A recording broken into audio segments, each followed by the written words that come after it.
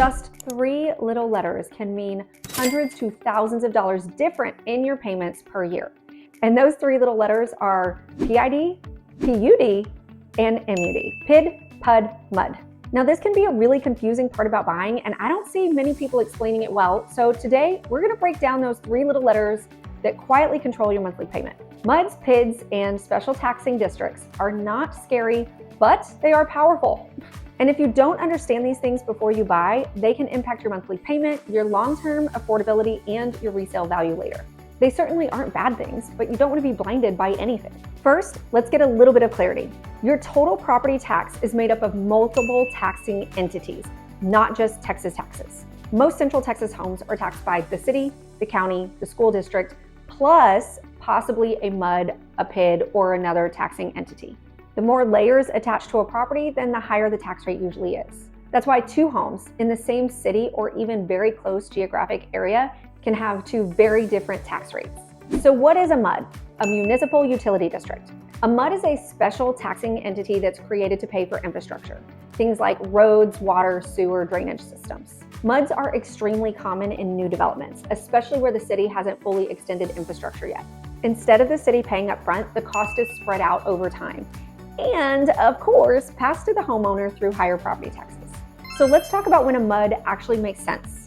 If you want new construction, if you love a master plan community, if you want modern layouts and amenities, and if you're buying in a high growth area, then you just might have to be in a MUD.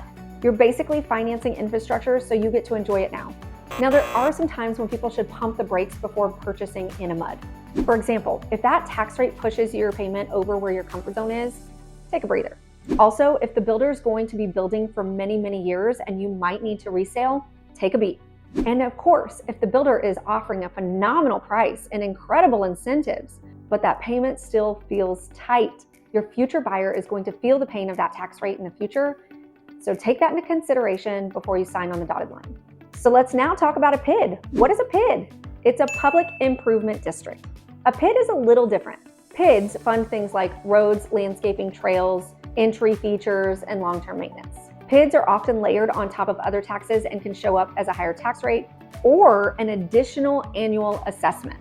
Again, not bad, but buyers need to know what they're paying for and for how long. Now let's talk about special taxing districts. Special taxing districts are created for a very specific purpose, like infrastructure, educational facilities, and public services. They're less common, but when they exist, they can quietly add a noticeable chunk to your tax bill. And some buyers don't even realize they exist until their escrow kicks in and their payment jumps. So let's get granular. Here are some Central Texas neighborhoods that often carry high overall tax rates, usually because there's multiple taxing entities and newer infrastructure. Caveat, not to say I don't love these neighborhoods, just to give you a tax rate education. Nolina, Wolf Ranch, Morningstar, Heritage Ranch, Sienna, Prairie Winds, Cottonwood Creek, Lakeside at Tessera, and Flora. That's just a few. These communities are beautiful, modern, and lifestyle driven. So the trade-off is typically a higher long-term tax burden. Now on the flip side, many established neighborhoods benefit from fewer taxing entities, infrastructure that's already paid off, and so a lesser tax rate. Some examples of these are Vizcaya, which are newer homes, but with a pretty low tax rate, River Ridge, Riverview Estates, which is one of my favorite neighborhoods, Wood Glen, Crystal Knoll, Saul's Ranch, Forest North, Cimarron Hills, Woodland Park, and Westlake of the Woods. Now, all of these offer different things, but it's just a couple of the neighborhoods to mention with lower tax rates. Because of a lower tax rate, these areas tend to offer more affordability and more resale flexibility. Now, this is the mistake we see constantly. Buyers focus on purchase price only. A lower priced home in a high tax rate can easily cost more per month than a higher priced home in a low tax rate neighborhood. And today's buyers are extremely payment sensitive. So taxes matter more than people realize, especially when it's time to sell. So let's talk about some good questions to ask as you're considering homes.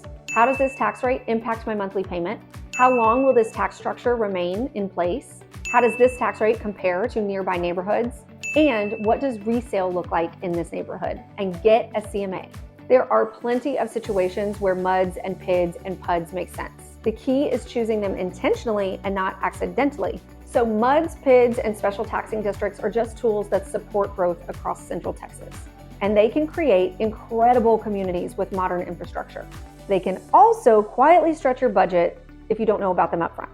So just get clarity before you act. And clarity is how smart buyers protect their money. So as always, if you are considering purchasing a home in Central Texas, then just reach out. We are helping people like you all day, every day move to Austin, Round Rock, Georgetown, and the surrounding suburbs. So we can tell you a little bit more about our favorite neighborhoods and, of course, property taxes.